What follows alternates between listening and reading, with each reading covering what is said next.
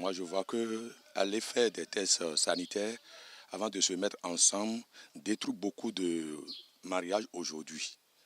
Parce que ce n'est pas ce que Dieu nous a demandé. Et notre Dieu est un Dieu, il a dit, je suis le Dieu qui guérit. Donc toute maladie dans nos corps, si nous avions Jésus en nous, cette maladie n'a plus d'influence, n'a plus de force sur nos vies. Si nous croyons réellement en Dieu, nous ne pouvons pas aller au test avant de se marier. La Bible dit que ceux qui sont nés de chair sont chair et ceux qui sont nés d'esprit sont esprit.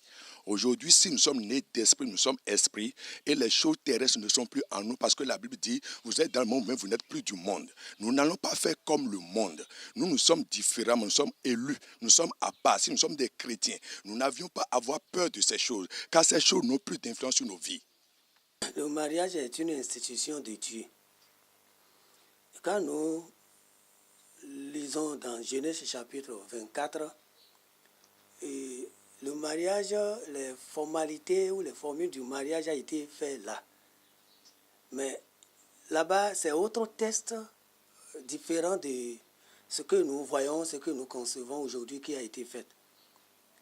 L'envoyé qui est allé chercher de la femme à Isaac, c'est lui le messager que Abraham a envoyé.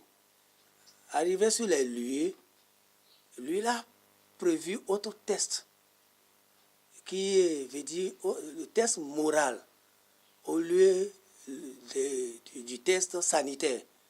Parce qu'il a dit, je vais arriver à côté d'un puits. Il a dit, je vais rester ici. Et lorsque les filles, c'est au moment où les filles sortaient les soirs pour venir puiser de l'eau. Et la fille à qui je vais demander de l'eau à boire, et qui va accepter à me donner parmi les filles qui vont passer puiser de l'eau, jusqu'à aller donner aussi et à faire boire de l'eau à mes brebis. Mais ce sera celle-là que Dieu a destinée, que Dieu a préparée pour se marier avec Isaac. Mais voilà le test moral que lui a prévu. Effectivement, ça s'est passé comme ça. Et le test sanitaire, nous n'avions pas un verset biblique qui atteste ou approuve ça dans la Bible. Mais la Bible nous dit, dans 1 Jean chapitre 4, verset 18, qu'il n'y a pas de la peur, il n'y a pas de la crainte dans l'amour. L'amour supporte tout.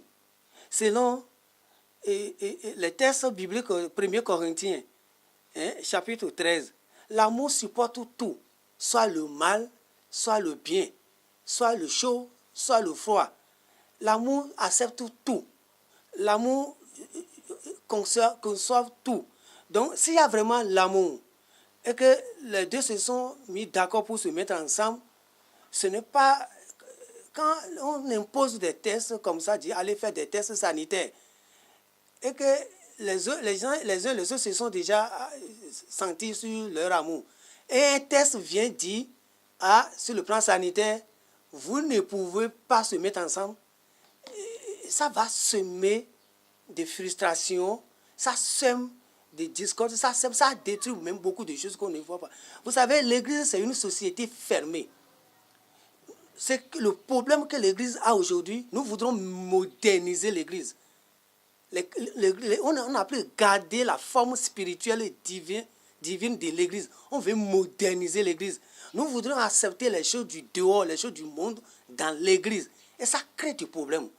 Ça crée des problèmes. S'il y a l'amour, la foi et l'expérience sont ces trois choses qui marchent ensemble. S'il y a l'amour et il y a la foi, mais au cours du mariage, on dit, nous nous mettons d'accord et ensemble pour le pire et le meilleur. Mais nous prononçons ça. Mais le pire, là, veut dire quoi? Sans exception.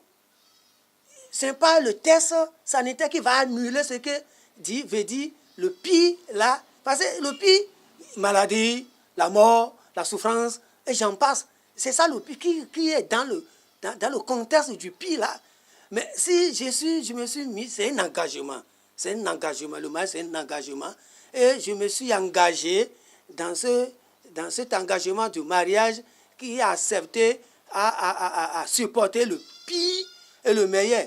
Et qu'un test vient me dire, attends, le pire que tu as prêté serment devant Dieu, devant les hommes que tu vas supporter là, voilà le pied là, voilà le pied là, et tu vas se désengager. Ça crée un problème entre toi et ton Dieu. L'église est un organisme, ce n'est pas une organisation, c'est le test du monde. Et nous ne pouvons pas accepter tout ce que le monde nous propose dans l'église. La première chose que je voudrais dire est que lorsque nous tournons nos regards dans la parole de Dieu, dans Exode 15, verset 26, la Bible dit, si vous êtes fidèles, dociles, et que vous écoutez ma voix, je ne vous frapperai d'aucune des maladies dont je frappais les Égyptiens. Cela voudrait dire qu'en tant que chrétiens, vrais chrétiens, n'allons pas souffrir d'aucune maladie. Mais aujourd'hui, c'est surtout les maladies qui amènent les pasteurs parfois à demander aux fidèles d'aller faire le test parce que ensemble, vous voyez, la chair infiltrant, nous avons toujours besoin d'avoir d'enfants.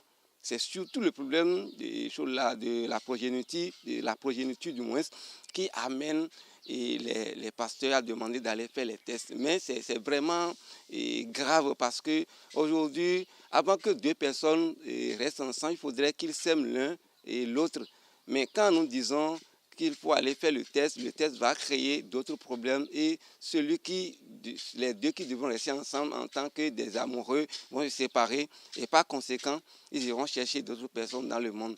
Et moi, je vois que sincèrement, en aucun cas, la parole de Dieu ne nous a pas imposé d'aller faire le test avant de nous marier. Mais vous savez, en temps normal, vous allez constater que dans le livre de Genèse, la Bible dit que Dieu a ôté la côte, l'une des côtes de l'homme, et c'est avec cette côte que Dieu a créé ou a construit la femme. Mais aujourd'hui, le grand problème est que l'homme ne trouve plus cette côte et la femme ne cherche plus cette côte, et cela fait qu'il y a des fossés. Et c'est ces fossés-là qui créent les problèmes. Donc la plus importante des choses, c'est de chercher d'abord la volonté de Dieu. Si le choix est basé sur la volonté de Dieu, je suis certain que ça va marcher. Autrement dit, nous devons prier, nous devons jeûner, demander à l'Éternel qui est ma côte. L'un et l'autre, la femme va en demander, l'homme va en demander. Et si c'est réellement la côte de l'homme qui est revenue, je suis certain qu'aucun problème ne va surnaître dans ce couple.